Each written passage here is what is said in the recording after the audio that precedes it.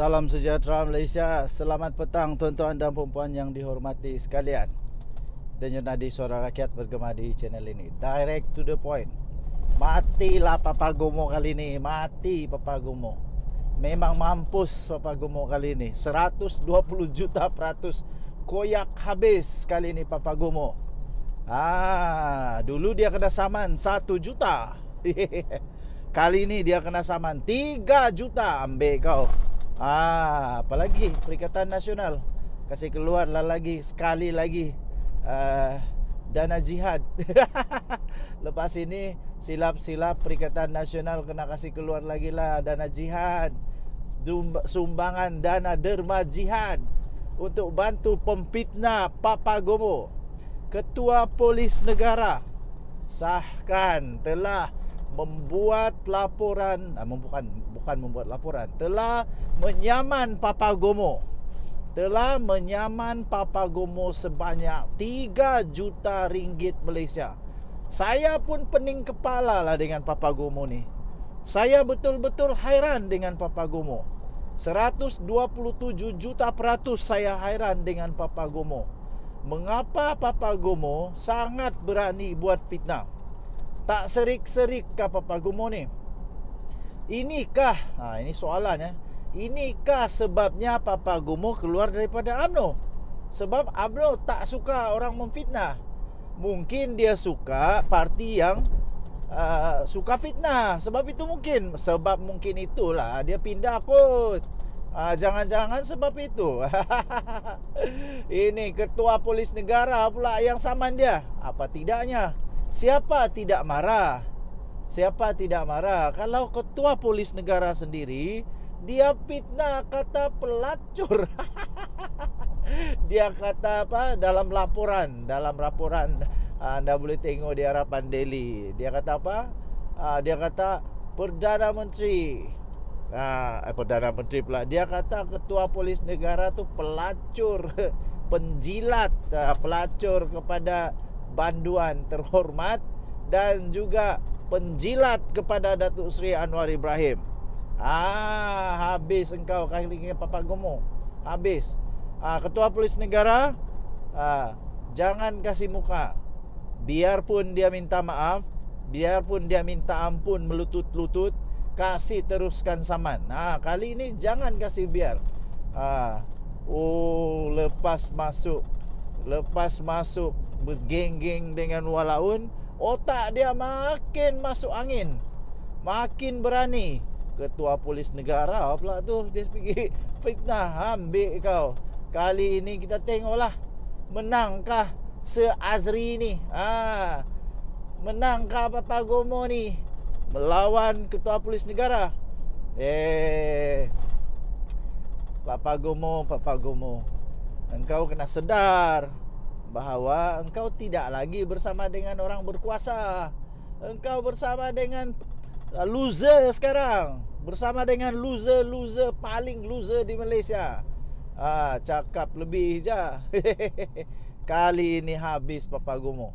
Saya sangat menyokong tindakan daripada Ketua Polis Negara ini untuk menyaman Papa Gomo supaya Papa Gomo dapat bertaubat cepat-cepat. Bukan bertaubat, tapi bertaubat, supaya Papa Gomo dapat bertaubat. Jangan sampai tak sempat bertaubat, jangan sampai tak sempat nak bertaubat, lepas itu dah masuk dalam tanah. Itu lagi teruk.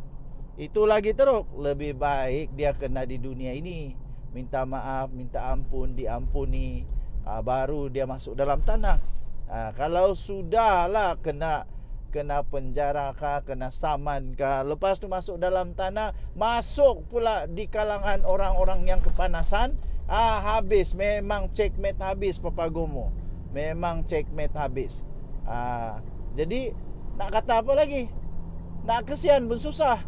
Nak kata padan muka ajalah. Padan muka lah Papa Gomo. Kerana mulut badan binasa. Kerana mulut badan binasa. Tahniahlah diucapkan kepada Papa Gomo yang tidak lama lagi akan menjadikan ketua polis negara jadi jutawan. Wih, tahniah, tahniah, tahniah. Lepas ini jangan pula walaun-walaun mempersoalkan kenapa ketua polis negara tiba-tiba jadi jutawan. Dah tahu dah. Ketua polis negara akan jadi jutawan kalau dia menang kes kepada Papagomo. Denyut Nadi Suara Rakyat bergema di channel ini. Jangan lupa tekan butang subscribe, like dan share. Bye-bye. Salam sejahtera Malaysia. Denyut Nadi Suara Rakyat bergema di channel ini. Saya terus terang. Tapi sebelum itu, anda wajib bersama-sama dalam video ini selama yang mungkin. Kerana ada satu perkara yang ingin kita bincang bersama-sama, yang kita bahas bersama-sama. Perkara ini tentang politik di negara Malaysia, terutamanya tentang DAP, Lim Guan Ling, Lim Kit Siang, Teresa Kok, Hanayo, dan juga PKR, Anwar Ibrahim, Rafizi Ramli, dan ramai lagi. Tapi sebelum itu saya ingin ucapkan selamat menyambut Hari Natal dan Tahun Baru kepada semua rakyat Malaysia yang beragama Kristian yang menyambut Hari Natal. Dan bagi semua rakyat Malaysia yang menyambut Tahun Baru tahun 2025. Pastinya kita gembira bersama dengan keluarga. Okey. So, video saya beberapa hari ini yang paling viral, yang dapat menerima tontonan paling ramai, paling banyak view untuk beberapa hari ini, yang mengejutkan saya adalah dua perkara. Pertama, DAP keluar kerajaan. Itu satu pertanyaan dan satu pembuka minda. Rupanya ramai orang yang suka tonton, nak tengok, mahu ambil pengetahuan, ya, mau tahu betulkah DAP keluar dari kerajaan. Sebenarnya tidak. Itu satu pertanyaan. Adakah anda setuju kalau DAP keluar kerajaan? Ramai yang memberi pendapat bahawa PKR tidak memerlukan DAP. Pada masa yang sama, ramai juga orang memberikan komen, DAP pun tidak perlukan PKR. DAP sudah cukup kuat untuk berdiri sendiri sama ada menjadi pembangkang ataupun di dalam kerajaan.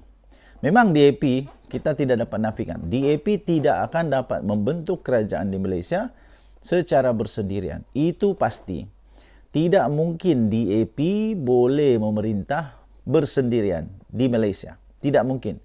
Kecuali dia ada satu gagasan, satu persahabatan, satu kerjasama, satu ikatan dengan mana-mana parti politik. Dan jangan lupa, DAP pernah juga bekerjasama dengan banyak parti politik. Termasuklah PAS. Tetapi tidak berjaya untuk menjadi kerajaan pada ketika itu.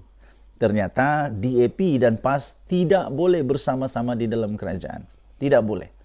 Jadi betullah kata orang, DAP dan PAS tidak akan bersama-sama dalam kerajaan. Ya. Okey, oleh itu DAP sama ada dia di dalam kerajaan atau di luar daripada kerajaan, DAP tetap akan menjadi parti politik yang cukup relevan, cukup penting di negara Malaysia. Sama ada dia jadi kerajaan atau dia menjadi semak dan imbang untuk kerajaan Malaysia. Makna kata, DAP ni, parti DAP adalah parti yang sangat penting di Malaysia. Sangat penting di Malaysia untuk menjadi semak dan imbang kepada perlembagaan negara Malaysia. Kedaulatan perlembagaan kita. Untuk sentiasa menjaga apa yang sudah termaktub di dalam perlembagaan. Termasuklah untuk menjaga keharmonian negara Malaysia bersatu. Kedua, untuk menjaga kedaulatan agama Islam dan juga Raja-Raja Melayu. Kepentingan, keutamaan di dalam konteks sosial negara Malaysia sangat penting ada DAP. Ya, sangat penting ada DAP. Jadi tuan-tuan dan puan-puan, persoalan tentang sama ada DAP keluar atau tidak daripada kerajaan itu tidak penting. Itu tidak penting. Kerana kalau dia keluar pun dia akan menjadi satu pembangkang yang kuat, yang relevan, efektif. Dibandingkan dengan Perikatan Nasional sekarang, terutamanya PAS yang memang sangat-sangat lemah. Sangat lemah di dalam menjadi pembangkang. Mereka tidak reti nak jadi pembangkang yang berkesan. Kerana apa yang mereka utarakan di parlimen itu selalunya bukan tentang rakyat. Selalunya bukan tentang rakyat secara umum di Malaysia. Contohnya, yang dipersoalkan gaji Perdana Menteri. Yang dipersoalkan perkataan ketimbang. Macam-macam lagi yang dipersoalkan. Bagi saya, untuk menjadi satu pembangkang yang kuat, itu bukan tentang gaji Perdana Menteri, bukan perkataan, tapi bagaimana untuk membangun negara Malaysia. Begitu. Kedua, pas ni pula, apabila mereka mau berdebat di parlimen, debat mereka selalunya tidak mempunyai hujah yang kuat. Malah di spin-spin. Malah banyak perkara yang salah juga. Contohnya, Fazli Sahari, entah siapa punya debat lah tu, siapa punya hujah lah tu. Dia kata Malaysia ketinggalan dalam ekspor halal. Kemudian diberilah nombor. Contoh saja, diberi nombor. Ternyata nombor yang ada pada Malaysia lebih besar daripada negara-negara yang lain. Tapi dia kata kita sedang di belakang, sedang mundur. Itu tidak benar, ya. Itu tidak benar. Jadi tuan-tuan dan puan yang dihormati sekalian, DAP dan PKR tidak akan berpisah. Itu kesimpulan yang pendek, yang ringkas dan tepat. DAP dan PKR tidak akan berpisah. Bersama dengan amanah juga. Singkat kata, Pakatan Harapan tidak akan bubar.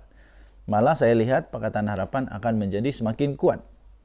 Pakatan Harapan akan menjadi semakin kuat, ya, semakin kuat. Ditambah lagi pula ada pula Parti UMNO, BN di dalam kerajaan, maka cukup lengkaplah sudah. Cukup lengkap kota kekuatan Pakatan Harapan, Barisan Nasional.